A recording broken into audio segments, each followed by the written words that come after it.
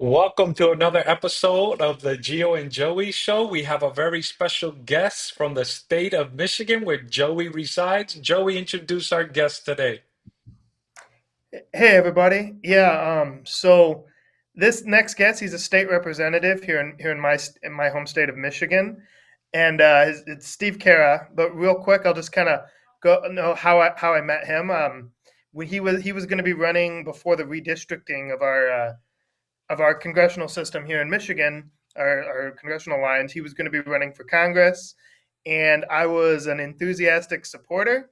Um, but the way things worked out with the redistricting, it shifted our districts. I actually don't even think my place is actually in the same district as him anymore. But still, is a great guy. And when I saw the book that we're going to talk about, I was like, oh, we got to have him on to talk about it. So this is Representative Steve Carra. Steve, Hello. Representative Steve, how you doing? Yeah, it's doing well. Nice to meet you, Gio and Joey. Good to talk with you again. And thank you for having me on. Awesome. So let me, I don't know you as well, but give me a little bit of your background and what made you run for a representative office there in Michigan. So when I was in high school, I told myself whatever I did with my life, I wanted to do something to where had I not done it, nobody else would have. And I started out in paper engineering, thinking up with a new, innovative approach in paper manufacturing. And after 3 semesters, I tried to picture myself in 10 years as a paper engineer, and I just didn't feel passionate about it. I didn't feel called towards that line of work. But I was in a principal microeconomics class and learned a lot from Ron Paul. Ended up graduating with degrees in economics and political science. Then I went on to Acton Institute. It's a Christian free market think tank in Grand Rapids, focused on connecting sound economics, good intentions.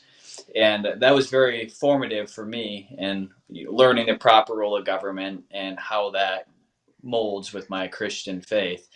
And since then, I've worked for a state representative for 3 years, and now I'm serving in my second term myself. I was ranked the most conservative Republican in the state house, and I have challenged the system in Lansing. Hmm. I'm one of the least liked people in by Lansing perspectives, but somebody needs to go there and shake things up, and I'm doing it as best I can. Well, that's good. Good to hear because the state has really drifted, right? It used to be more, I guess, what's the word I'm looking for? More purplish, but now it's have shifted more blue. What do you think are some of the reasons that has happened, and what are some of the ways uh, those like yourself are trying to combat that? The state legislature has shifted. Certainly, it has been and still is a very purple state. It's a battleground state coming up here this Hmm. fall. President Trump has a serious pathway towards winning Michigan here. But Oh, with awesome. the Good. like Joey was talking about with the redistricting commission or the redistricting that was done, they took the entire Fred Upton district and shifted it north, which took me and my state representative district out of the Fred Upton congressional district. And Joey stayed in it, but I didn't down here. I'm in Congressman Tim Walberg's district. And so, with those dynamics and that change, I ended up running for reelection for the state house for a second term here. And usually legislators don't write books calling out a governor of their state, but I'm not a typical legislator, I suppose. Mhm. Since you brought up the book, tell the audience the title of the book and tell us what inspired you to write it. Yeah, so it's True Gretchen here. And the reason I chose True Gretchen is because Gretchen Whitmer came out in March and said she was writing a book called True Gretch without the Hmm. EN.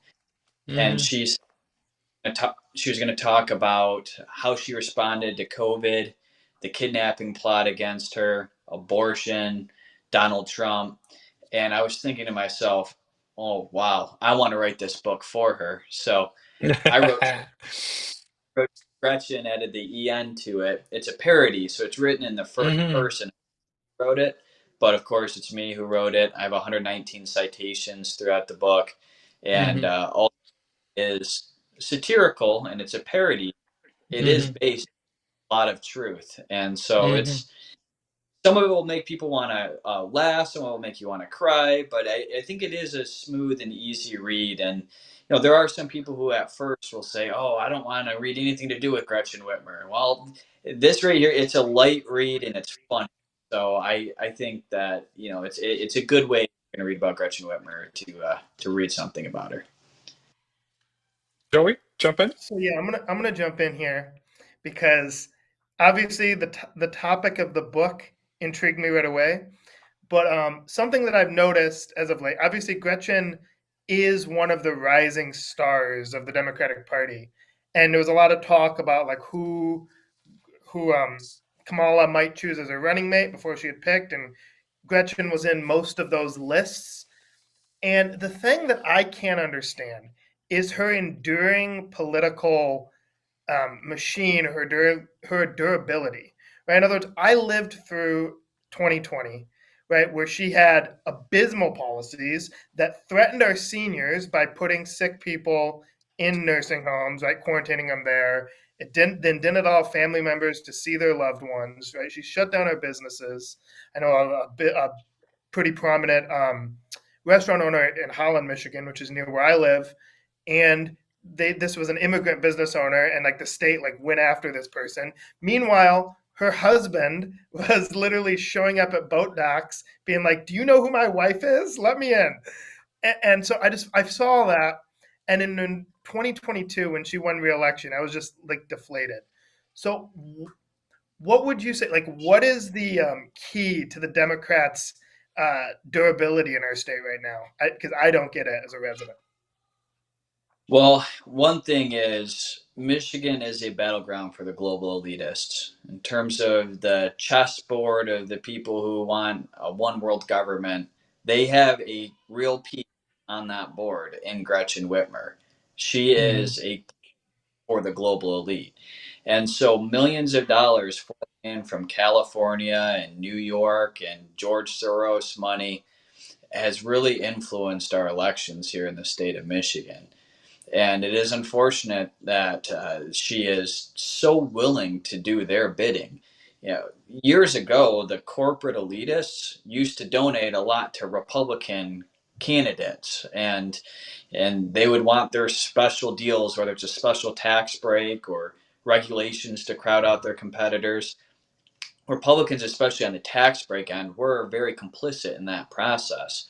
But what we've seen as a transition here in Michigan recently is the Democrat politicians are taking up that effort, and they're doing the bidding for these corporate elitists. And we're seeing these woke large corporations who are funding Democrat operations. And the union bosses are also funding the Democrat operations. So they've got those two big efforts. Now, Hmm. the and the union workers are two different things. We see all kinds of polling that shows that the union workers are strongly behind President Trump. They are shifting towards the Republican Party. They're the middle class. They're the hardworking people of our country, and they are shifting towards supporting Republican. But the people who want special deals, the people who want corruption, the people who want cronyism, they're shifting their dollars and their votes towards the Democrats. And Hmm. Gretchen Whitmer charge in making that happen. When supposed plot to kidnap her took place, the media that is never complicit in saying the truth, there was, you know, a lot of information going around. As a representative of the state, what can you share that perhaps the larger audience wasn't made aware of? Right, great point, Gio. A lot of people in society would have left with this feeling of poor Gretchen Whitmer. People in politics shouldn't deal with death threats like this. This is so awful, like, and feeling bad for her. Well, anybody who has a political threat on their life, that is absolutely inappropriate. However, what through that process, the FBI was substantially involved in entrapping these individuals towards carrying out this operation. Hmm. Situation. Some of the guys they were entrapping were trying to say, hey, no, I don't want to go through with this. Like, I know we've been building a relationship and talking this over for weeks, but I don't want to be involved. And then the FBI would, no, come on, we need you. We need you. We have to do this. We have to do this. And the FBI was just consistently pushing these people and trapping them in the process. So this whole orchestration to go and kidnap the governor was born and pushed out of the FBI Hmm. operation. And to me, it's a difference. It's a difference when the Hmm. FBI elitists are involved in the creation of the plot. Mm. Yeah, no doubt, no doubt. And there was many years ago, I don't listen to them anymore, but there was a song by a rock and roll group called Guns N' Roses about civil war and how the government creates its own mess to stay in power. And unfortunately, you see that happening in society. And how do we combat that? I think we need Christ at the center of our operations. Amen for that. And if you had to say the fingerprints of God, are they in the Democrat Party or are the fingerprints of God in the Republican Party? Definitely, it's very difficult to see the fingerprints of God working through the hands of the Democrat Party. However, the problem with the Republican Party is I think we're trusting in our own understanding too much. We Hmm. have people in leadership of the Republican Party who are looking at it from a more secular perspective and are trying to come up with their own thoughts and their own strategies and their own creativities and I just don't think that it's enough trusting in the Lord as our Savior and allowing Him to work through Hmm. us. And I think we need to bring that culture back into the Republican Party more. And I say that as a constitutional conservative. Hmm. I have stances, I have my Christian stances, but my understanding of the proper role of government is that you're free to do what you want as long as you're not infringing on somebody else's rights. And then Hmm. with our free choose to follow Christ. We should choose to make good decisions. But if there's not a victim, to me, there's not a crime. And so Hmm. attaching all those thoughts and perspectives in together, I believe, is the future of the Republican Party. It's the message Ron Paul had, it's the message of freedom. And I believe the message of freedom and truth can and will prevail if we're diligent and carry it out properly. Yeah, I mean, I agree in the sense that, right, we have to be able to protect liberty of conscience, right? Freedom of speech. But that only comes, you're only going to do that correctly if you're grounded in the Lord, right? You're only going to do that correctly if you are really looking for something greater than yourself, which is, to preserve freedom for everybody else and not just your own clan. And we see the attack, like you said, the analogy of the fingerprints. you know, I see the fingerprints of somebody else trying to curtail freedom of speech and things like that. So, yeah, it's a delicate balance, but it's one that shows like ours and others are trying to do is bring uh, the notion to have people think for themselves and look beyond just the immediate moment and think down the line. What kind of future are we bringing to this country if we let one side win? Joey, jump in here. Yeah. So, because for me, so much of my opposition, like, don't get me wrong, like, I would have never voted. She obviously ran for office before COVID. I didn't vote for her. I voted for Bill.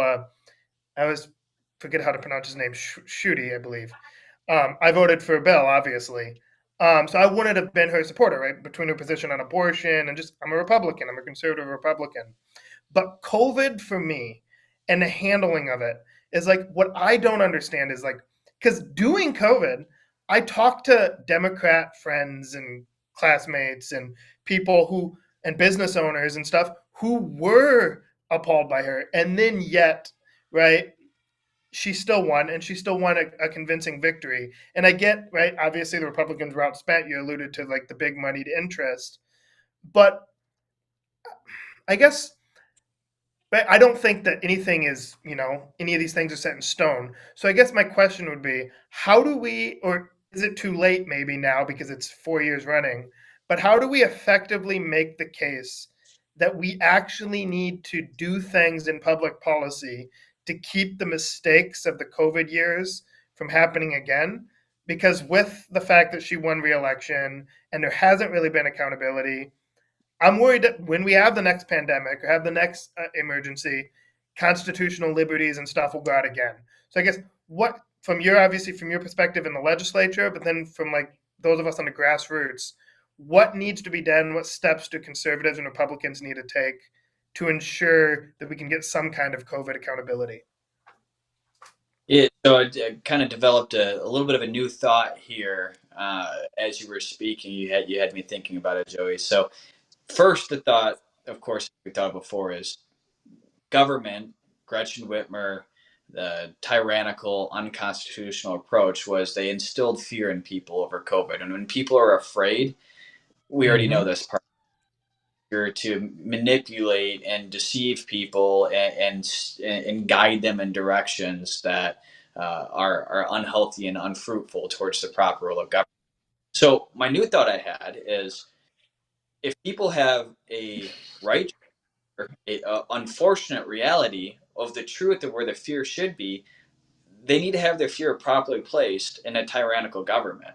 So the more we can have an atmosphere where people are scared of unconstitutional government, tyrannical approaches, government taking away freedom, and get people afraid of those things because they should be afraid of those things. It's unfortunate that those problems exist.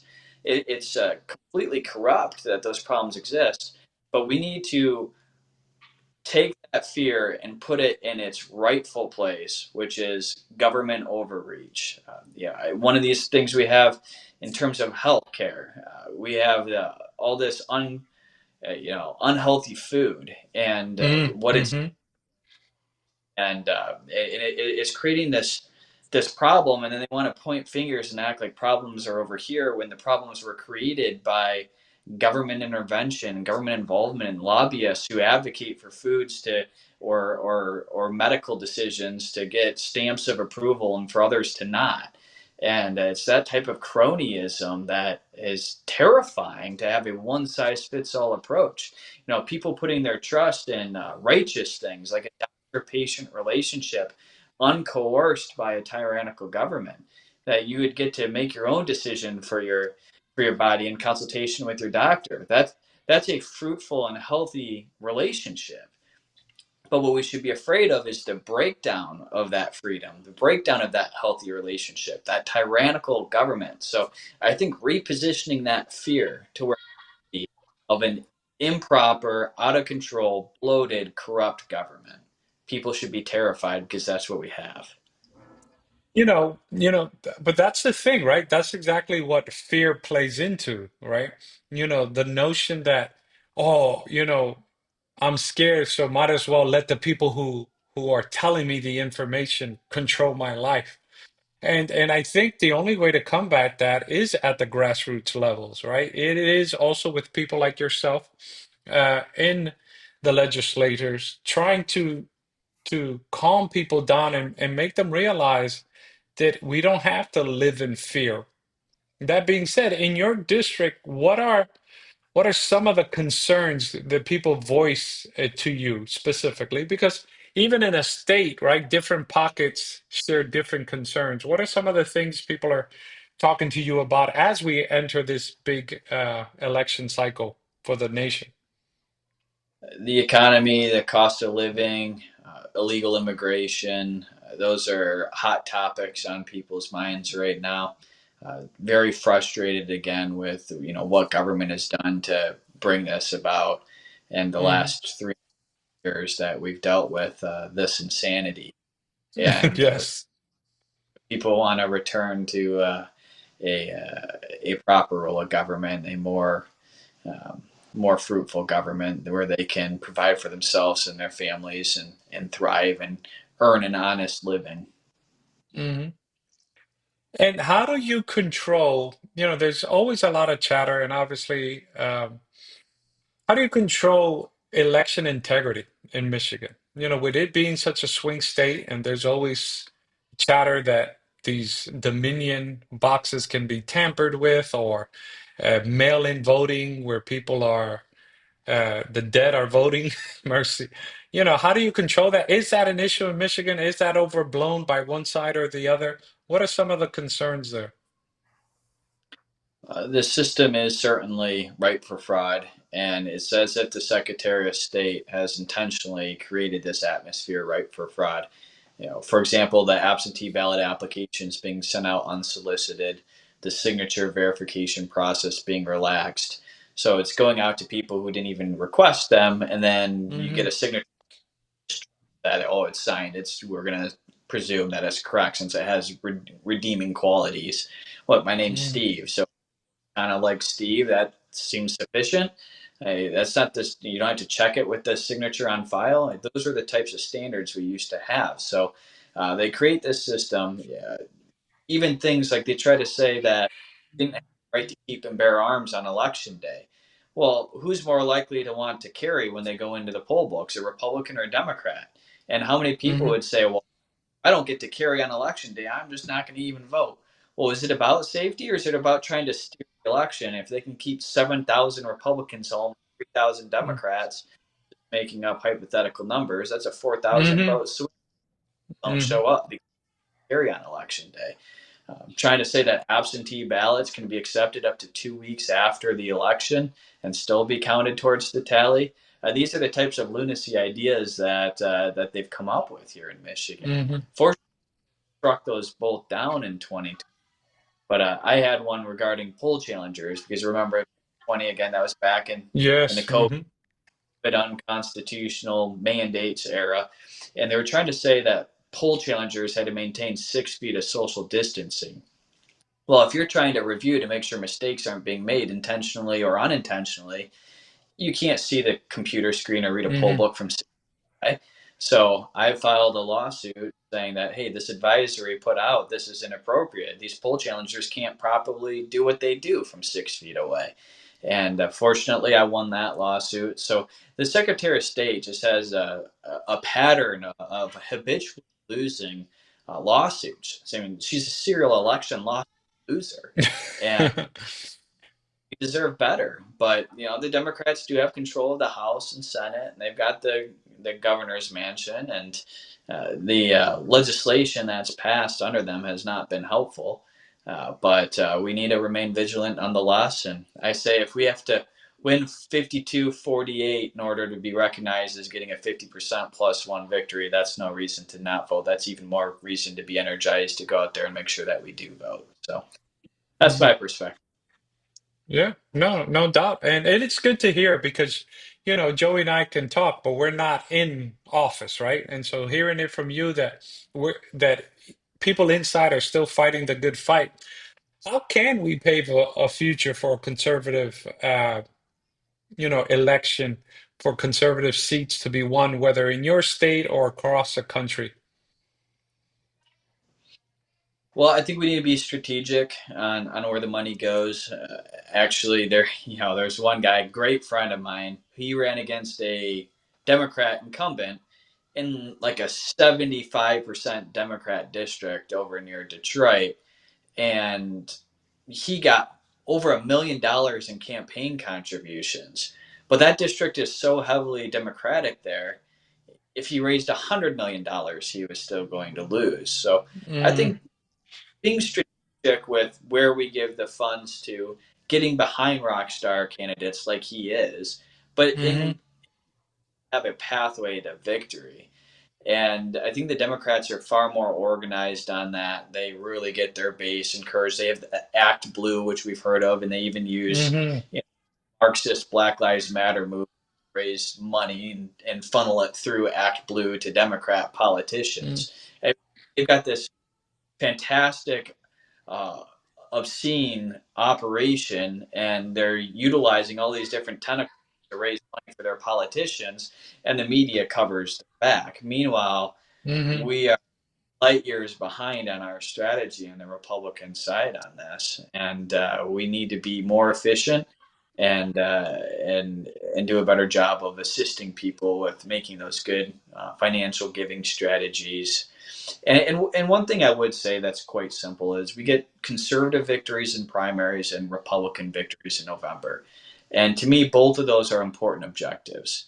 Hmm. I want a strong constitutionalist, a minimal government, somebody who believes in less rules, regulations, taxes, fines, and fees, and is going to adhere to the Republican Party platform and take their oath to the Constitution seriously.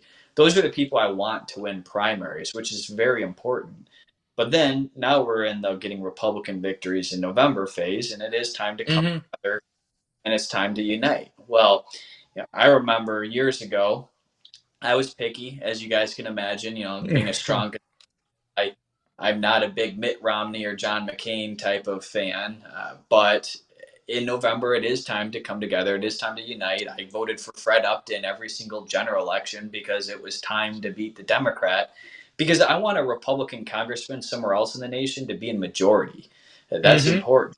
I'm going to vote for Republicans to try to get my other Republican friends in other parts of the state or nation in a better spot to get good things done. And so I think yeah, making sure have that mindset in the primary to get those strong conservative victories. Unfortunately, that's difficult because big money gets behind the status quo operators and helps them get across in the primaries. And then in November, they want us to all unite. And it's like, yeah, well, I united. I got behind Mitt Romney. I got behind Fred Upton. I did that. Hmm. But then you have Donald Trump. And what are those establishment Republicans doing? They're endorsing Kamala Harris over Donald Mercy. Trump. What happened to all this unity? You guys were preaching unity my entire adult life until now we actually get somebody who we're more passionate about. And now you're pushing people out of the Republican Party as Donald Trump's bringing people into the Republican Party. All these blue collar union workers, all these minority voters who are trending towards President Trump. And you have establishment operators pushing people out of the Republican Party. So that's on the establishment, that's on the deep state. But if we just continue to stay grounded in truth, fight the fight from our end as best we can, I believe that's the objective we need to be focused on. It's almost similar to, a family, right? You and your brother, if you have one, or you and your sister, you can fight and fight it out and have big disagreements. But if somebody from the outside attacks, it's like, all right, let's put this on hold and let's take care of this outsider. And I wish that would happen more. But some people have objections to, Donald Trump, like seriously, to the point where they would vote for Kamala Harris. Uh, I don't see how that could be reconciled. I understand if somebody doesn't want to vote for either, but to swing that other side when, to me, as a conservative, the biggest issues are the border, abortion, the woke agenda that I can't imagine 4 more years of that. And so, people have to take a principled stance, even if Donald Trump is not a man that I would want marrying my daughter, right? I have 3 daughters. But nevertheless, it's not, to me, it's not about one man, it's about an ideology. Joey, jump in here. Yeah. So this is one thing. Well, first of all, I completely agree with the idea when you see like longtime conservative Republicans or whatever endorsing Kamala Harris, right? I find that to be um, particularly Disingenuous. if the argument that they want to make is, listen, it's not a binary choice and my conscience won't allow me to vote for Donald Trump because of character or whatever, like that could be an argument. But then if your conscience then allows you to vote for probably the most pro-abortion candidate in American history, right? Like Hmm. that's, I think you lose the character argument that you could have, potentially had. Listen, I think that there's a lot of conservatives who have, listen, I'm not exactly Trump's biggest fan. I think there's a lot of good people voting for him, right? And I think that there are legitimate, like, listen, he brought some issues to the floor that both parties ignored for too long. That's like issues that I may have with his character aside, that's simply a reality, right? The illegal immigration problem, that's been a problem for a long time. Hmm. Both parties were kind of happy to ignore it, right? And because it didn't, necessarily, it didn't affect their day-to-day lives, right? And so it did middle Americans, but it didn't theirs. And so they were willing. And Donald Trump talked about that issue.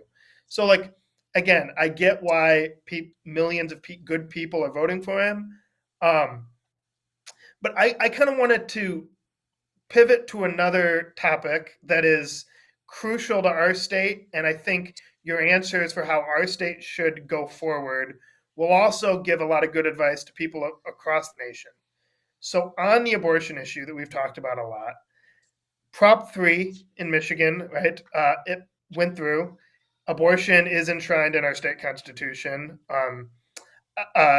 When I know just from my perspective, when that election was going on, I would see tons and tons and tons of ads, like saying vote for Prop 3, right, women's rights, all that. I saw virtually, I would say the dichotomy was probably 95% ads from the pro-choice side and like hardly anything from the pro-life side. I think of as far as like religious Americans. Listen, I'm a proud Protestant. I believe very clearly in that, but like the only concerted effort I saw from religious Americans in our state was from Catholics, right? Everybody else was just kind of quiet about it, and it passed. Abortion is now enshrined in our Constitution. So on that, so from your side, because I know it's an issue that's very important to you, what can Republicans do in the state legislature as far as pro-life is concerned? And then what should pro-lifers and the pro-life movement as a whole take from our defeat in Michigan, our defeat in Kansas? We'll see what happens in Florida here in this coming election. But what lessons should we take going forward as we advance the cause of life? I think the lesson we should take is that a strategy of avoiding the issue of abortion is a weak strategy. Mm, People may not agree with us. I was actually out at Western Michigan University campus today with a Let's Talk Freedom booth, and right hmm next to it, I got a life sign. And a lot of people see that and they're like, well, you say freedom, but how can you reconcile that? Reconcile, yeah. And it's like, well, remember the non aggression principle. You're free to do what you want as long as you're not infringing on somebody else's rights. 96% of biologists are willing to admit that it's a life in the womb at the moment of conception. So you're hmm not allowed a bank, you shouldn't be allowed to steal because there's a victim if you steal their money. Why should you be allowed to steal their life? And making those arguments, the pro freedom argument, I'm hmm protecting, I think is a very persuasive way to win that culture war and to at least, even if people at the end of the day disagree, at least they can understand where you're coming from because you're giving a message of freedom, and you're not just saying I want to control a woman's bodies, or you're not hmm tricking messaging like saying that you want to protect women's health care. Well, to people that sounds like saying that you're pro-choice and that you support hmm abortion. And that type of subtle messaging that Republicans are using, it's like we're just shifting to the left as the Democrats are shifting towards socialism and Marxism. At some point, we have to actually win the arguments and stand on truth and stand boldly. And so I think we need to win the arguments more than trying to appeal to the middle. Trying to appeal to the middle looks fake. It looks weak. The Democrats look strong. They're bold. They're courageous in their objective to take over and dominate our nation and to push their radical agenda. And Republicans, when we're weak, it doesn't look good. We have to stand strong. The truth's on our side. They might have all the money in the world, they might have all the corruption in the world, but if we've got the truth, the American people, I think, will sift through it and find the truth, and the truth will prevail. But if we're weak, we're not going to assist people in finding the truth. I like what you said there about not being, try to be cute with the message, right? We're pro women's health, and that might trick people. To be clear, to be upfront, I think one of the things we fail to do is educate people on what abortion really is. On YouTube, what's a YouTube or some social media, I saw where a guy goes around New York City with a iPad showing them what a abortion actually looks like. And many people have changed their views on abortion simply based on the video evidence. And I think we need to be more educational, like you're saying, be more upfront, be clear about what's happening there. It's a loss of a life. And I don't think we do a good enough job talking about it because perhaps it makes us uncomfortable as well to see the ramifications of an abortion on a child. Mm. Right. Clarity is charity. Hmm. With the few minutes we got remaining here, I want to ask you, well, one quick one. If people wanted to get in contact with you to learn more about you, what's the best way to reach you? Where can they find more about your platform? Oh, my platform. I got the book. So I might just say being more focused on the book today. We have Hmm. truegretchenbook.com. You can find out more Hmm. about the and I will be writing other books too. I mentioned right Hmm. in this that I'm going to be writing True Freedom. So stay tuned for True Freedom. It is possible I'll be writing a different book before that, but yeah, definitely True Gretchen.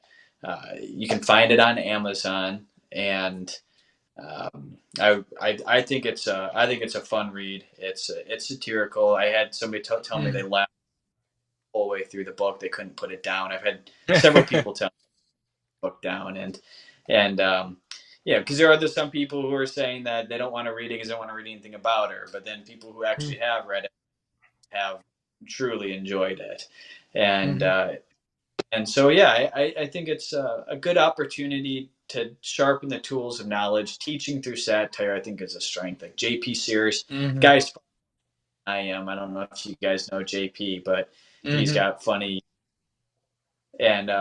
but there's satire in the book, and I think just it helps to bring to light some of the ridiculousness of the radical left's agenda by exposing it, written in the first person as if she wrote it, but with the undertones and the convictions that we have as conservatives. And so it is a unique style. It's a parody. I think it's a worthwhile read. A for an enjoyment, B for sharpening tools of knowledge, but also it's a good thing to share with a family or friend or loved one or son, daughter, nephew, niece, somebody off at college who's been exposed to indoctrination efforts, and just have them read this and see the world from a different perspective. And I think that it can change hearts and minds, kind of like you were saying earlier, Gio, with the Hmm. that of an abortion, actually seeing what it is, because we rely on our senses so Hmm. much to help us rationalize. That's how irrational we are, that we judge things based on our senses, which are imperfect. We don't have perfect vision. We don't have perfect sight. To depend on eyes to see an abortion, to then know that it's a problem. Why do we Yeah, need that? Inherently but know that killing life yeah, without I seeing know. it shouldn't take our senses to rationalize it.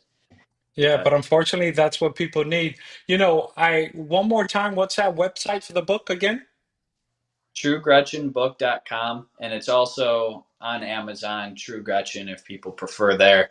And Hmm. we have upcoming book tour too, so we'll be going Yeah, on I'm putting that fall. on the screen for. Let me put the white. Oh, let me see. There we go. There it is. So we have some dates for his book tour. We got Wednesday, October 2nd from 6 p.m. to 8 p.m. at the SCCGOP Victory Center, address 5155 Lapeer Road in Kimball, Michigan, 48074.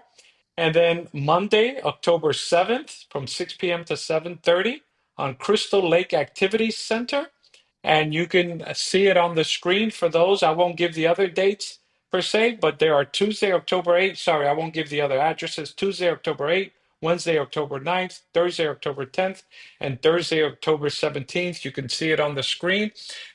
Go by, um, bring a copy of your book for he can autograph it, and you guys can chit chat and get to meet your representative for your district.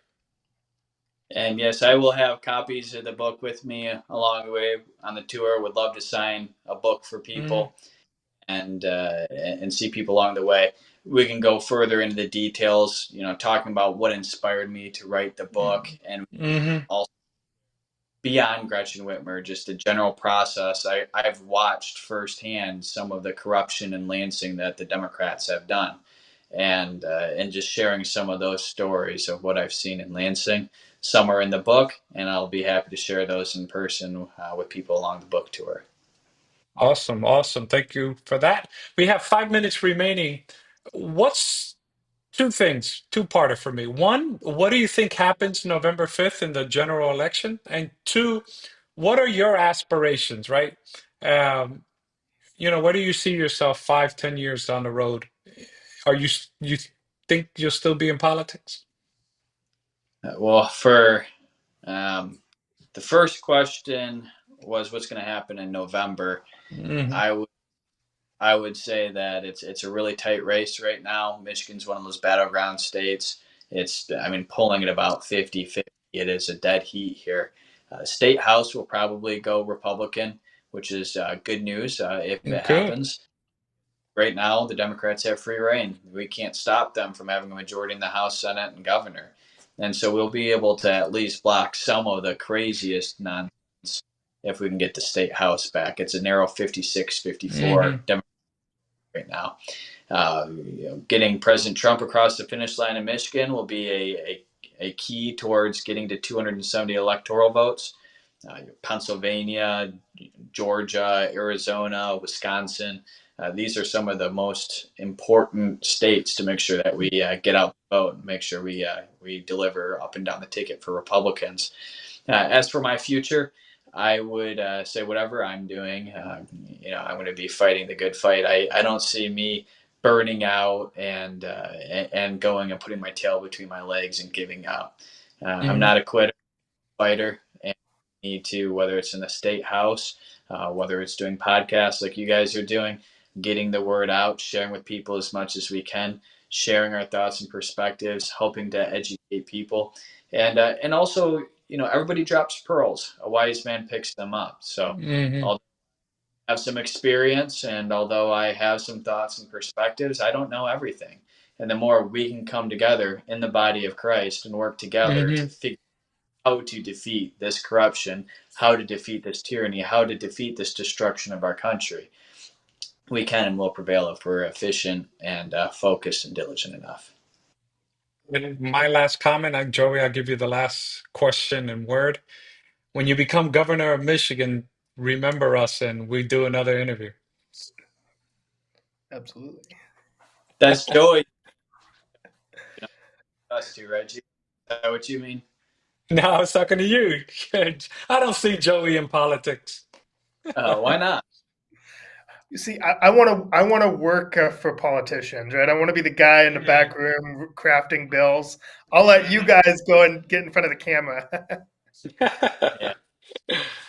Yeah, my wife forbade me from running for office, but like Joey, I wouldn't mind one day being behind the scenes, helping out, whatever. I don't need to be up front.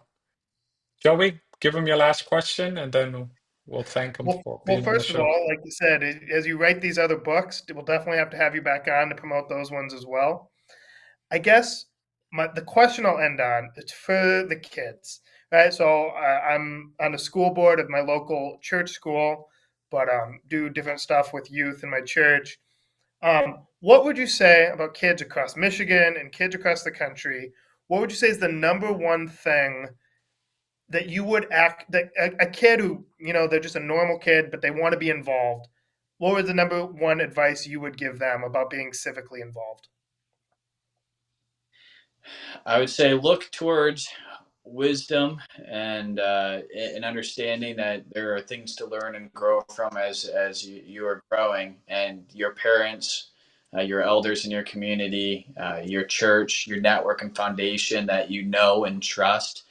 Look towards them as you grow and have your own thoughts and perspectives, and look to continue to learn from them. Don't put your trust in government for the answers, because government has all kinds of corrupt and secular processes that have infiltrated from their effort. And not saying that automatically parents are always going to be perfect and that Hmm. nobody can ever, but put your trust in your parents, put your trust in your upbringing, think for yourself, be open minded, and follow Christ, and that'll be a good trajectory. Awesome. On that note, thank you very much. Show the book one more time for the audience. There you go. True Gretchen, a parody about the governor of Michigan. Check it out on Amazon or on his website. Representative Steve, thank you very much for being on the show today. Thank you, Gio. Thank you, Joey. Good seeing you guys. You too. Until next time on the Gio and Joey Show, be blessed.